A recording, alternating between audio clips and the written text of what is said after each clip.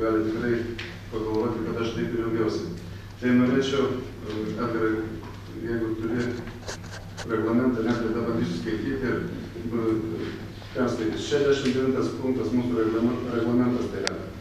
Po sprendimo projekto pristatymo skelbiami tarybos narių pasisakymai. Tai kas ir vyksta? Aš kiekvieną kartą, kai pristatau klausimą, aš leidžiu pasisakyti. Diskusijas, kiekvienų svarstymų klausimų tarybos nariai gali pasakyti po 5 minutės. Tikrai visiems pasakiau, kad jūs galite pasakyti po 5 minutės.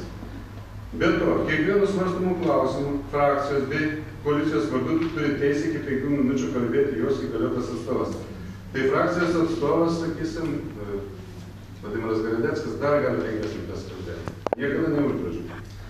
Svarstomų klausimų vienas tarybos narys gali pasakyti vieną kartą. Tai yra mūsų reglamentai ir tarybos nariai, kurį jūs meluojate viešai. Antrą kartą kalbėti iki 2 minučių tas pats tarybos narys gali tarybai sutikus. Posėdžio pirmininkas tarybai sutikus. Svarstomų klausimų iki 2 minučių gali leisti pasisakyti ir kitiems posėdėje dalyvaujantiems asmenims. Tik posėdžio pirmininkas gali nutraukti kalbantįjį, jei jis viršija nustatytą laiką.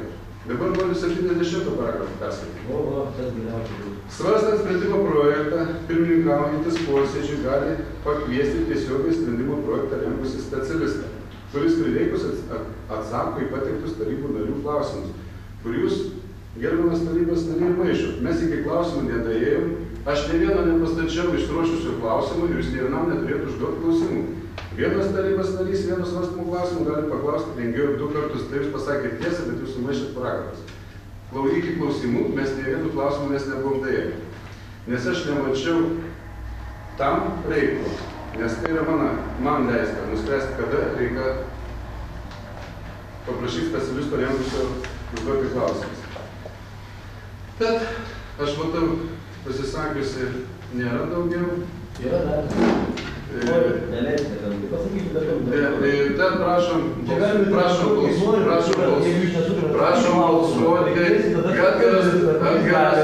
Edgaras Kultūris meluoja. Jeigu jūs nesugebate atsakyti klausimą, jie specialistas.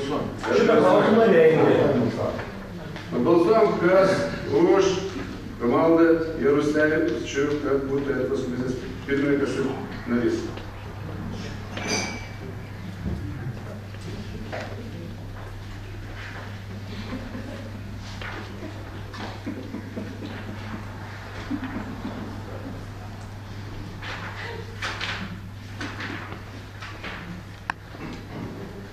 Už 5, 3 susilaikė, 11 prieš balsavimą dalyvavo 19, nepritarta.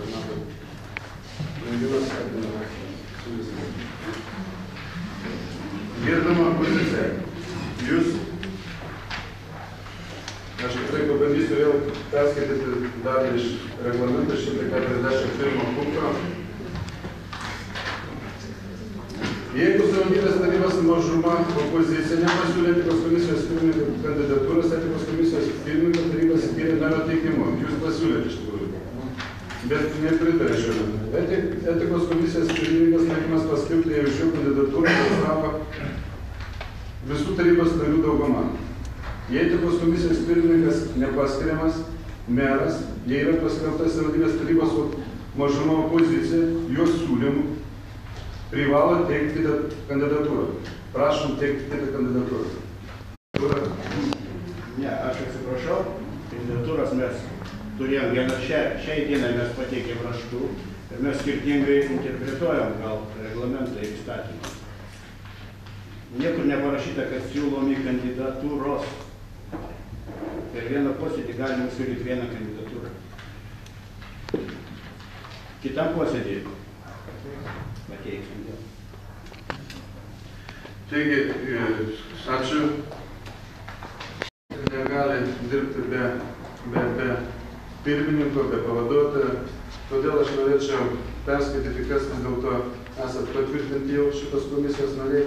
Tai yra Kęstutis Plomskis, Eugenijus Darbužas, Viltė Miškinienė, Bronislavas.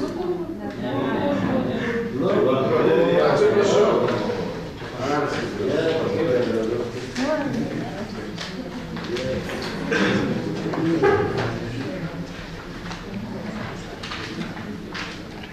Negražu, bet sumaišiau, ką padarysiu. Atsiprašau. Čia. Stanis.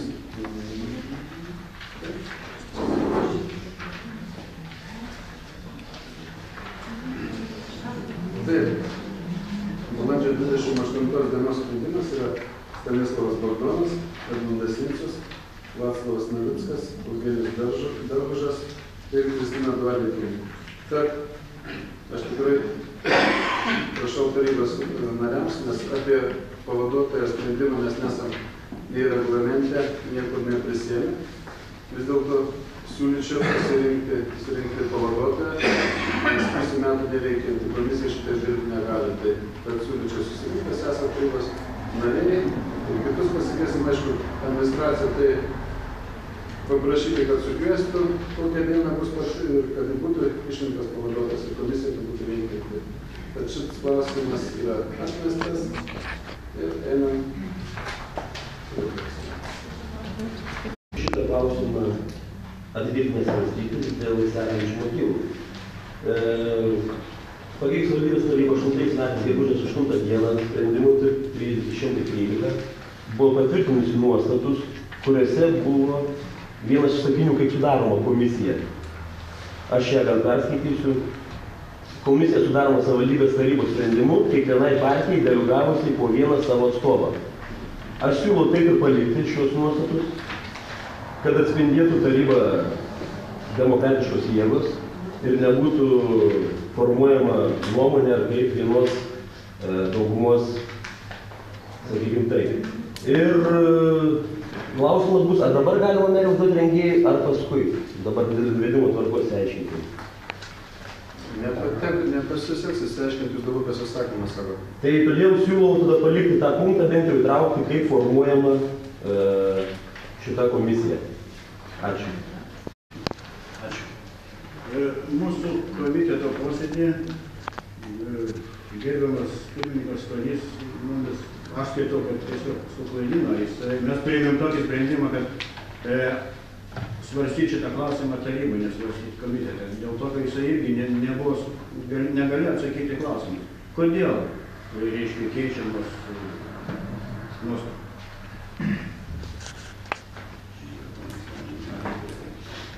Ar yra dar kas norinčių pasakyti?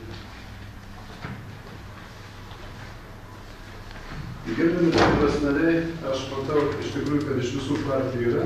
Tai yra iš Tvarkos ir Teisingumas frakcijos, aš matau, Viačeslavas Ramanauskas, iš Darbo partijos Algirdas Drubys, iš Socialdemokratų partijos Eugenijus Dargužas ir iš opozicinės frakcijos iš partijos Remigijus Kertelis ir Virginija Sivridinė yra pasiūlyta nuo administracijos. Tai ekonomikos ir finansų komitetas tikrai, aš manyčiau, kad nieko, kaip yra dar sakė, šitų sprendimų, kuris siūlymai nenusižengė, atrodo visi. Valstybė pinigus bažnyčiai sudėti grindimis. Ar mes turime darbų užbaigimo aktus, ar turime bandymo protokolus, ar yra techninio prižiūrėtojo parašai, kad darbai tikrai atlikti ir kokybiškai. Nes mes turime stogą neprojektinį, turime langus taip pat neprojektinius, tai jeigu sugrindim tą patį turėsime negerai. Taip pat su dėl Rukų bažnyčios, ar jau ten baigti darbai. Nes aš ten labdarai padariau, veltui padariau projektą, pagal kurį buvo gauti pinigai bažnyčios elektrai. Ačiū, tikrai, aš turėčiau nutrauksiu jūsų pasisakymą.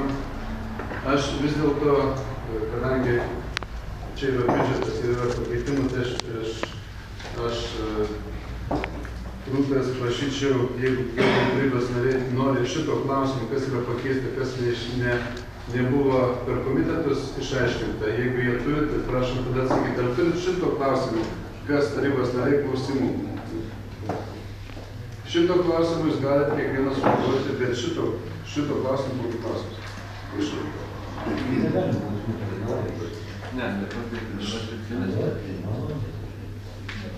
Nėra norinčių užduoti klausimų, tad teikiu balsavimą.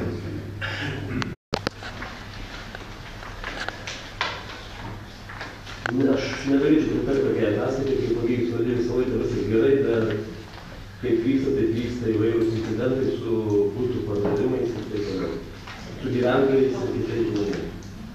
Todėl vadovaujant savivaldos 16 straipsnio dalies 24 punktų siūlau tarybai atlikti nepriklausomą auditą savivaldybės administracijos dėl turto valdymo. Kadangi iš spaudos iš ir matom, kaip pas mus turtas yra blogai vis dėlto valdomas ir gaila man, kad kontrolierius vadovaujas tik tai pateikta administracijos pažyma ir neįdeda indėlio jokio pačiam domėtis, kaip iš tikrųjų valdomas turtas. Todėl ir kilo man toks noras pasiūlyti atlikti nepriklausomą auditą. Ačiū.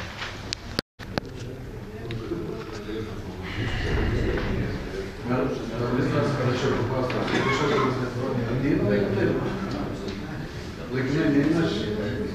Ne, nėra, viskas aš teisingai pasakysiu. Ar norit kas pasakyti šio klausimą? Prašau. Štai daug nereikia laukti, pasirodo, kaip naudojamas mūsų turtas. Lengva ranka į kairę į dešinę. Gudaitis, kaip aš suprantu, jis nuomavo šitas aerodromą konkursų būdu, kaip mūsų pažinimo turto valdymo skyriaus vedėja, ir jis moka atitinkamą mokestį. Tačiau taryba nori lengva ranka paimti ir pakeisti ne paskirtį pavadinimą ir leisti naudoti kitiem tikslam. Toks principas negalėtų būti vykdomas, kadangi jeigu mes pakeisim, turėjo būti nutraukta visų pirma, aš galvoju, sutartis ir pakeitus pavadinimą vėl skelbti konkursą. Jeigu ponas Gudaitis laimėtų konkursą vėl jį, tada aš sutinku vis tvarkoj galėtų naudotis. Bet tokiu keliu suteikti, aš taip galvoju, nežinau, ar pažįstame, ar kam, negalima. Tikrai įsitikinęs ir aš prašyčiau kontrolierius tikrai įsiaiškinti, kaip gali būti tokie ruošiami sprendimai, nesivadovaujant teisės aktais. O kiek žinau, Lunkėnuose atsirastų ir daugiau žmonių, norinčių naudotis lygiai to pačiu aerodromu. Ne aerodromu, o pakeitus į sandėliavimo patalpas.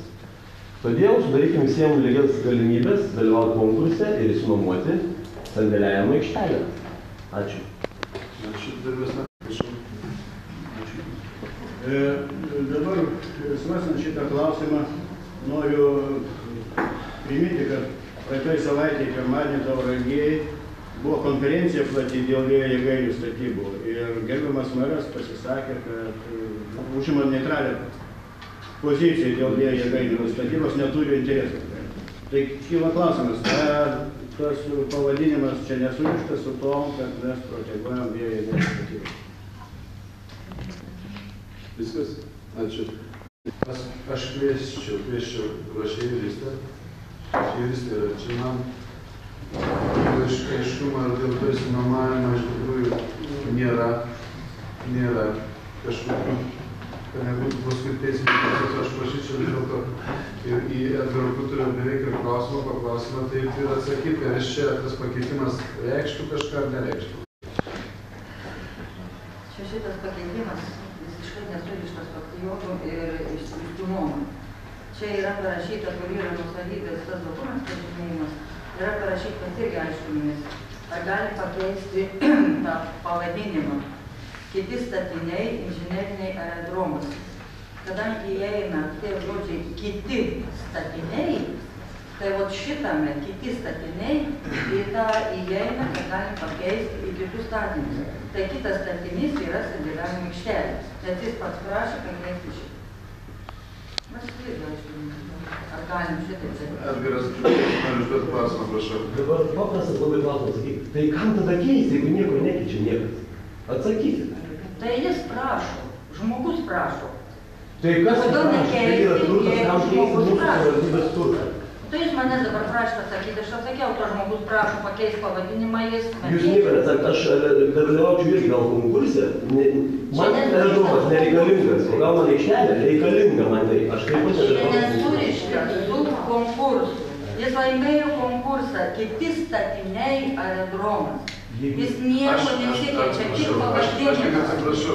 Aš atsiprašau, Edgaras, visiškai. Taip šeimoje, kaip su žmona kalbate, suprantate. Jūs du klausimus išnaudojate, prašau. Aš jau negaliu. Tai ačiū. Laikykimės tvarkos, gerbėmės kitą.